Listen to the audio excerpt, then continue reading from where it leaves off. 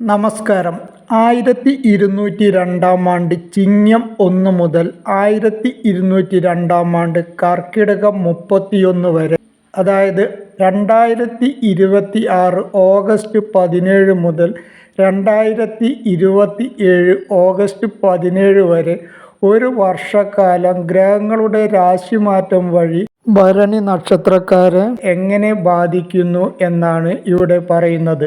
അതിനു മുമ്പ് ആദ്യമേ പറയട്ടെ, ഈ വീഡിയോ നിങ്ങൾ മുഴുവനായും കാണുവാൻ ശ്രമിക്കുക. അവസാന ഭാഗത്ത് ദോഷഫലങ്ങൾക്ക് ചെയ്യേണ്ട പരിഹാര മാർഗങ്ങളെ പറ്റിയും പറഞ്ഞിരിക്കുന്നു. കൂടാതെ ഈ ചാനൽ ഇതുവരെ സബ്സ്ക്രൈബ് ചെയ്യാത്തവർ ദയവായി സബ്സ്ക്രൈബും ലൈക്കും ചെയ്യുവാൻ അപേക്ഷിക്കുന്നു. വർഷാരംഭത്തിൽ ശനി മീനൻ രാശിയിലും ഗുരു കർക്കിടകത്തിലും രാഹു കുംഭത്തിലും കേതു ചിങ്ങത്തിലും ആണ്. ഈ വർഷം ശനി ഇവർക്ക് 12-ൽ നിന്നും ജൂൺ 2-ന് 1-ാം ഭാവത്തിലേക്കും വ്യാഴം 4-ാം ഭാവത്തിലും ആണ്. അത് ഒക്ടോബർ 31-ന് 5-ാം ഭാവത്തിലേക്കും വീണ്ടും 4-ലേക്കും 5-ലേക്കുമായി മാറിക്കൊണ്ടിരിക്കുകയാണ്. രാഹു ഡിസംബർ 5 വരെ 11-ാം ഭാവത്തിലും ശേഷം 10-ാം ഭാവത്തിലുമാണ്. കേതു 5-ാം ഭാവത്തിലും ഡിസംബർ 5 കഴിഞ്ഞ് 4-ലേക്കും വരികയാണ്. ഈ വർഷം ഭരണി നക്ഷത്രക്കാർക്കുണ്ടാവുന്ന ഗുണദോഷ ഫലങ്ങളെ പറ്റിയാണ് ഈ വീഡിയോയിൽ പറയുന്നത്. കർമ്മരംഗത്തെ പറ്റി പറയുകയാണെങ്കിൽ കർമ്മ പുരോഗതി ഉണ്ടാവുന്ന ഒരു വർഷമാണ്. വരുമാന വർധനവ് ഉണ്ടാവുന്നതാണ്. പുതിയ തൊഴിൽ ലഭിക്കുവാനുള്ള സാധ്യതയുണ്ട്. പ്രയത്ന ഫലം ലഭിക്കുന്ന വർഷം കൂടിയാണ്. കഠിനാധ്വാനത്തിന് ഫലം ലഭിക്കുന്നതാണ്. പുതിയ ബിസിനസ് ആരംഭിക്കുവാനും ഈ സമയത്ത് ഇവർക്ക് കഴിയുന്നതാണ്. വർഷത്തിൻ്റെ പകുതി വരെ അല്പം ജാഗ്രത കൂടുതൽ വേണ്ട സമയമാണ്. ഉള്ള ജോലി ഉപേക്ഷിക്കരുത്. പുതിയ ഒരു ജോലി കിട്ടുവാൻ പ്രയാസമാണ്. കടിച്ചതും പിടിച്ചതുമില്ലാതാവുന്ന ഒരു സാഹചര്യം വന്നേക്കാം.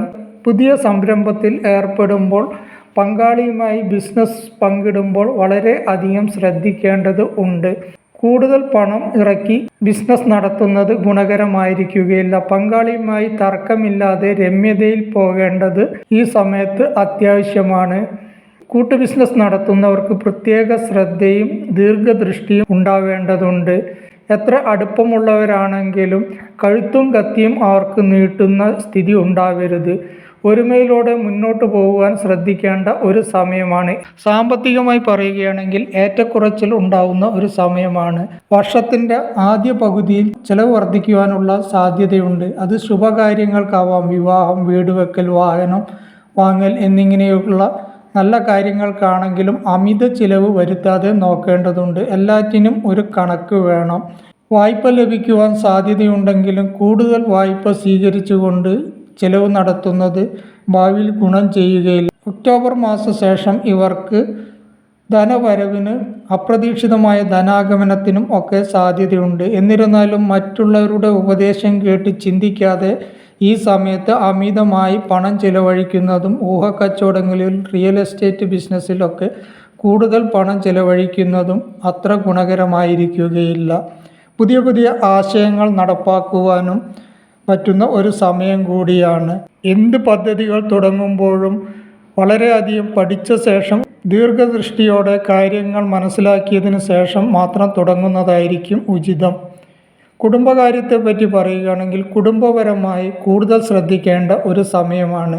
ബന്ധങ്ങളിൽ ചില ഉലച്ചിലുകളൊക്കെ ഉണ്ടാകുവാൻ സാധ്യതയുണ്ട്. മുൻകോപം നിയന്ത്രിച്ച് നിർത്തേണ്ടതും വാക്ക് തർക്കമില്ലാതെ നോക്കേണ്ടതും ആണ്. അളന്നളന്ന് കുറയും, പറഞ്ഞു പറഞ്ഞ് ഏറും എന്നുള്ള ചൊല്ല്.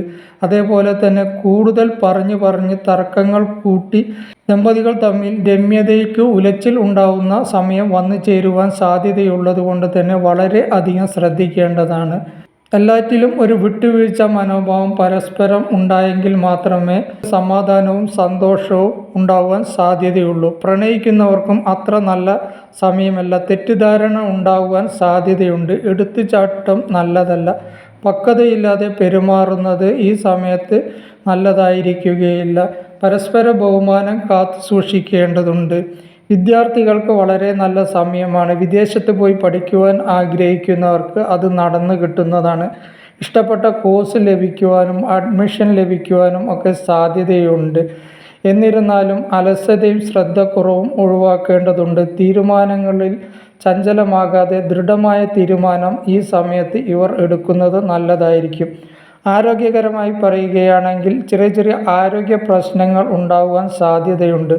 ഉദരരോഗം, രക്തസംബന്ധമായ BP പോലെയുള്ള അസുഖങ്ങൾ, അസ്ഥി സംബന്ധമായ അസുഖങ്ങൾ ഒക്കെ ഉണ്ടാകുവാൻ സാധ്യതയുള്ളത് കൊണ്ട് തന്നെ ചെറിയ അസുഖങ്ങൾ കണ്ടു തുടങ്ങുമ്പോൾ തന്നെ തക്കതായ ചികിത്സ നൽകേണ്ടത് ആവശ്യമാണ്. 7.5 ശനിയുടെ കാലമായതുകൊണ്ട് തന്നെ ചെറിയ ചെറിയ ആരോഗ്യ പ്രശ്നങ്ങൾ ഉണ്ടാകുവാനുള്ള സാധ്യതയുള്ളത് കൊണ്ട് തന്നെ കൃത്യമായി ചികിത്സ നടത്തുക. മാതാവിനും ആരോഗ്യ പ്രശ്നങ്ങൾ ഉണ്ടാകുവാൻ അല്ലെങ്കിൽ മാതൃസ്ഥാനത്തുള്ളവർക്കും ആരോഗ്യ പ്രശ്നങ്ങൾ ഉണ്ടാകുവാൻ സാധ്യതയുള്ളത് കൊണ്ട് ജാഗ്രതയും ശ്രദ്ധയും ആവശ്യമാണ്.